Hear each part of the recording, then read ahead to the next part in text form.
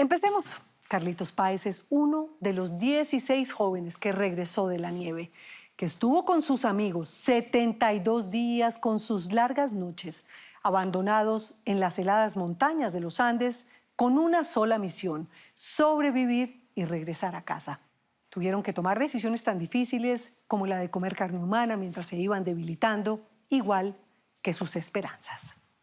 Carlitos le contó a Diana Durán detalles de esta tragedia que marcó su vida, de las cicatrices que lleva con orgullo y de la película La Sociedad de la Nieve, que lo conmovió hasta las lágrimas. Era un chico malcriado, consentido, caprichoso, no servía para nada. Fíjate que yo tenía 18 años cuando se cayó el avión. Yo no sabía ni atarme los cordones de los zapatos. Fue mi niñera la que me hizo la maleta para ir a ese viaje. Así que él es Carlos Páez, uno de los 16 sobrevivientes del accidente aéreo del 72 en la cordillera de los Andes.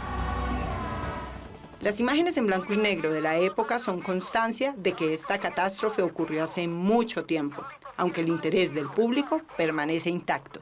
En ese momento el ala derecha tocó una montaña, se desprendió, estaba llena de nieve como un trineo hacia abajo hasta que se detuvo. Un equipo de rugby de Montevideo consiguió el avión para volar hasta Santiago de Chile y jugar un partido. En vez de eso, los sobrevivientes terminaron a 4.000 metros de altura, en un sitio llamado el Valle de las Lágrimas. Soportaron 71 noches de temperaturas bajo cero, con ropa de primavera, sin comida y sin agua. Este vaso de agua era oro en la cordillera. Pero me acuerdo que había una ventana del avión que había quedado en el suelo, que por el efecto brillante de la ventana, cuando caía nieve, se formaba agua y te tirabas como si fueras un animal desesperadamente a tomar agua, porque realmente fue lo que más sufrimos, fue de sed, mucho más que de hambre. Carlitos, como prefiere que lo llamen, no jugaba al rugby como tantos de sus compañeros de avión. Ese vuelo era para él un paseo de amigos. Tenía una vida privilegiada, de la que en un principio le costó soltarse.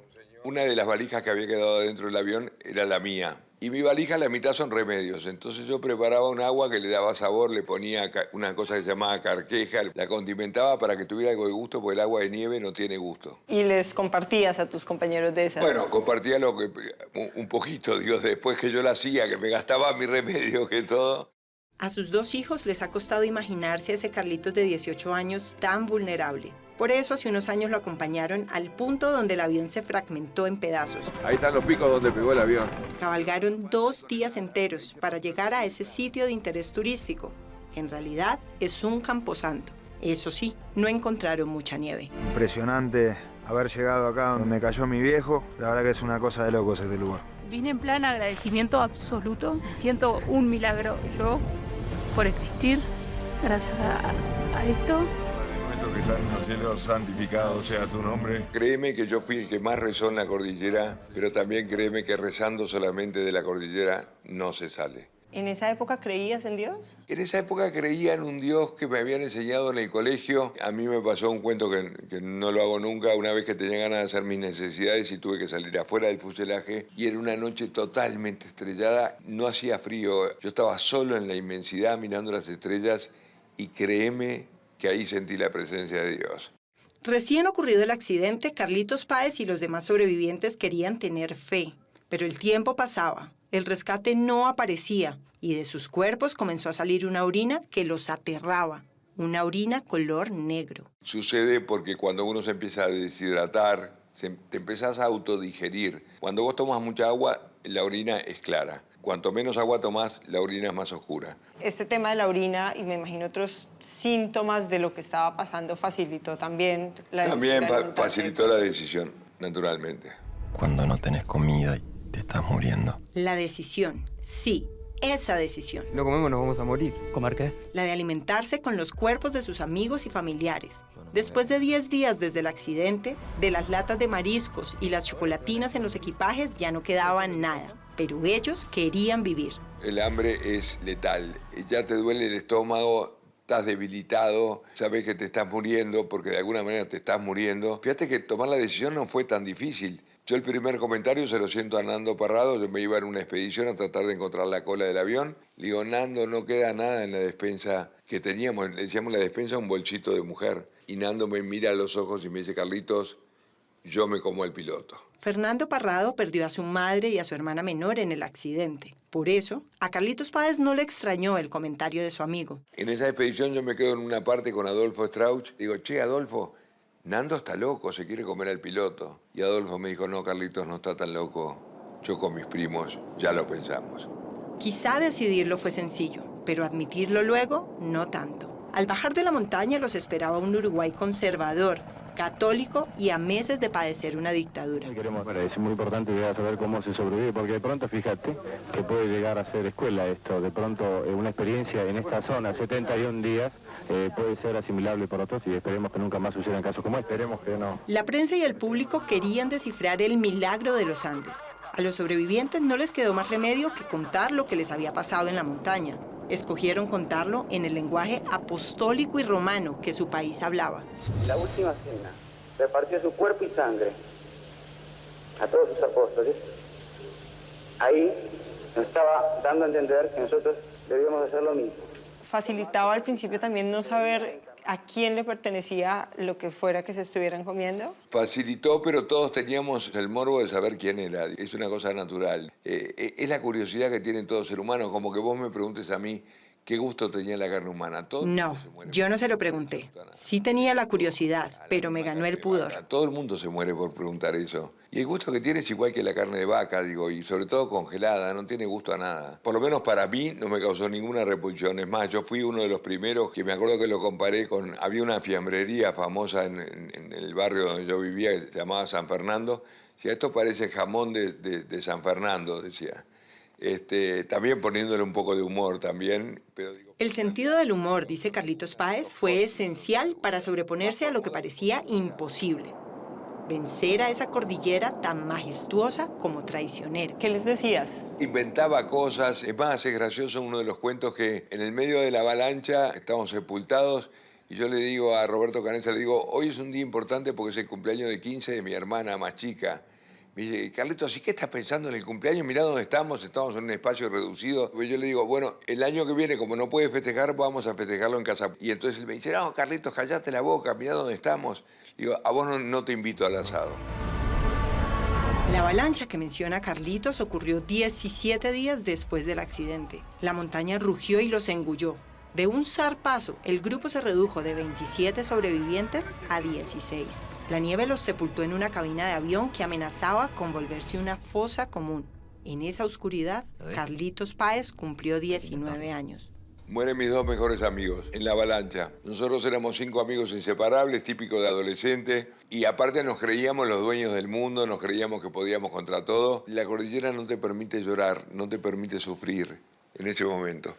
A mí no se me cayó una lágrima cuando tuve que sacar a los 2 amigos míos, pero cuando llegué a Montevideo empecé a llorar y no paré nunca más. Aunque él es el primero en reconocer la mayor bondad que trajo la avalancha. Y ahí nos fusionamos en un solo grupo y nuestra historia se convierte en una de las historias más notables de trabajo en equipo. ¡Vamos a llegar hasta arriba!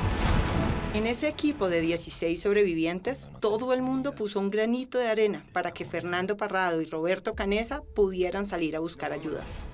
El aporte de Carlitos Páez fue un bolso de dormir, que les permitió aguantar las noches heladas de la montaña. Hice un bolso de dormir que, como yo digo, tiene un valor humano porque lo hice tan, pero tan bien hecho que, como yo digo, ni Cristian Dior hace un bolso de dormir como el que yo hice, que fue mi aporte a la caminata más bestial cuando Parrado, Canessa y Vicentín salieron a caminar. Hábleme un poco del frío que se sentía cuando ustedes estaban allá. El frío es indescriptible. Además no teníamos ropa. Eso era primavera, o sea que íbamos vestidos para... Y todo el equipaje nuestro había quedado en la cola del avión. O sea que lo que provoca más el frío es el viento. Cuando vos tapiás el avión, haces un efecto iglú, como los esquimales, y entonces... entre que habíamos sacado la tela que recubría los asientos y todos apretados, moviéndonos, nos íbamos manteniendo con un mínimo de calor. El frío, la falta de comida y ver cómo sus amigos iban muriendo los impulsó a correr el enorme riesgo de salir a enfrentar la cordillera. Pero mientras Parrado y Canessa descendían rumbo a Chile, en el Valle de las Lágrimas, la paciencia se agotaba. Fue una espera desesperante, pero que teníamos que ponerle mucha acción. Y el miedo nuestro era que viniera el deshielo y que el fuselaje rodara hacia el precipicio. Además, paralelamente escuchamos por radio de que nuestras familias habían rentado un avión para la búsqueda, entonces estábamos al pendiente de eso y la Navidad se nos venía, que era lo más complicado. Haces mucho énfasis en lo importante que fue el trabajo de equipo, pero cuéntanos cómo fue el trabajo individual para sobrevivir una vez rescatados. Esas son segundas partes. No es fácil ser famoso. Yo salí con 19 años como una celebridad, entonces te crees que te llevas el mundo por delante. Y yo empecé en un camino de alcohol y de drogas sin darme cuenta. Y un buen día, gracias a Dios, hace 32 años, me di cuenta de que cómo puedo haber peleado tanto por la vida y ahora meterme en un proyecto de muerte. Cuando empezaste en este mundo de drogas y alcohol, ¿cómo era tu vida? A ver, tenemos que pensar también de que yo soy hijo de un personaje muy famoso. Y entonces competir con un padre, que es la competencia natural que tiene todo hijo, era imposible. Por eso yo hacía las cosas al revés. Como no podía jugar a ganador, jugaba a perdedor. Un día me di cuenta de que era insensato, de que papá tenía un camino y yo tenía el mío. Y encontré mi camino y por suerte cuando murió papá se murió orgulloso de mí y yo de él. Juan Bayona, el director de la película La Sociedad de la Nieve, invitó a Carlitos Páez a actuar como su propio padre.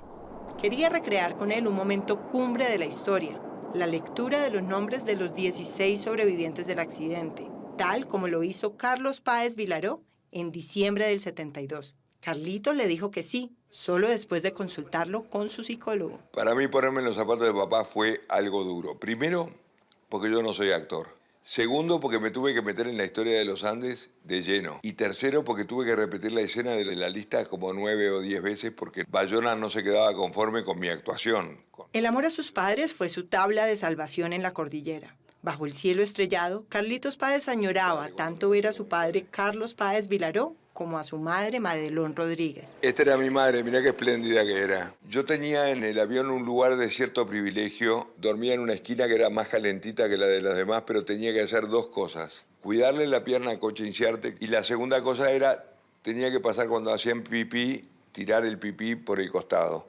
Y había uno, Adolfo Strauch, que sabía que yo era un obseso por mirar la luna, y me dijo, Carlitos, me despierto una noche, ¿qué pasa, Adolfo? Te cambio el tarrito por la luna. Entonces le digo, bueno, Adolfo, dame la luna. Y entonces puso un espejito de esos chiquitos que usan las mujeres para empolvarse, me lo puso ahí y se reflejaba una luna llena entera, y yo me quedé feliz. Cuando llegué a Montevideo y me encuentro con mi madre y le digo, mamá, yo era un obseso por mirar la luna porque sabía que tú la podías estar mirando, y ella me dijo, yo salía a la Rambla de Montevideo a mirar la luna porque sabía que tú la estabas mirando. Ver la película La Sociedad de la Nieve fue para Carlitos como revivirlo todo. El golpe lo mandó a un spa de Montevideo, donde se abordan temas de salud, que justo se llama como la primera película que se hizo en el 93 sobre esta increíble historia, Alive. Cuando vi la película por primera vez, yo estuve 10 días fuera del área de cobertura. O sea, me fui a una clínica porque quedé totalmente choqueado porque estaba viendo la realidad que habíamos vivido. ¿Qué tan realista es la escena del accidente? La escena del accidente es impresionante. Es exactamente igual a lo que vivimos nosotros. Es más, te pone en la situación de lo que nosotros vivimos. Si algo le enseñó la cordillera a estos sobrevivientes fue a resurgir de las cenizas una y otra vez. Así fue como Carlitos Páez resultó conferencista. Nos reunimos en Cartagena precisamente un día antes de que diera una charla en un evento médico. Tú te volviste un conferencista muy reconocido. ¿Qué te impulsó a hacerlo? Me impulsó a dar conferencias justamente una crisis. En el año 2002 vino una gran crisis en Uruguay y Argentina.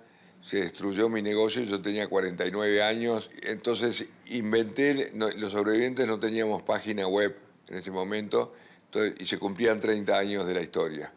Entonces armé la página web como publicista y me puse con humildad como conferencista. Yo no sabía, nunca había dado una conferencia. Y me acuerdo, un 22 de enero me llaman por teléfono de México para dar 3 conferencias. Y me fue tan bien en la conferencia que después no paré nunca más. Yo llegué a dar hasta 102 conferencias antes de la pandemia. Digo, no es que me volví un gran conferencista, la historia es una gran historia. Yo no soy motivador, lo que motiva es la historia la que dice que el ser humano común puede.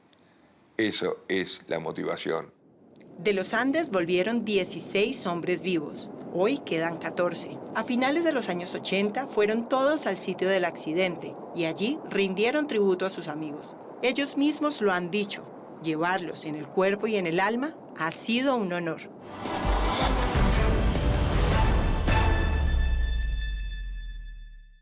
La Sociedad de la Nieve ganó 12 premios Goya. Ojalá se gane el Oscar el próximo domingo y sería muy emocionante que lo reciba Fernando Parrado, que va en representación de todos los sobrevivientes, que estarán haciendo fuerza en un evento que organizó la productora asociada en Montevideo para ver la ceremonia.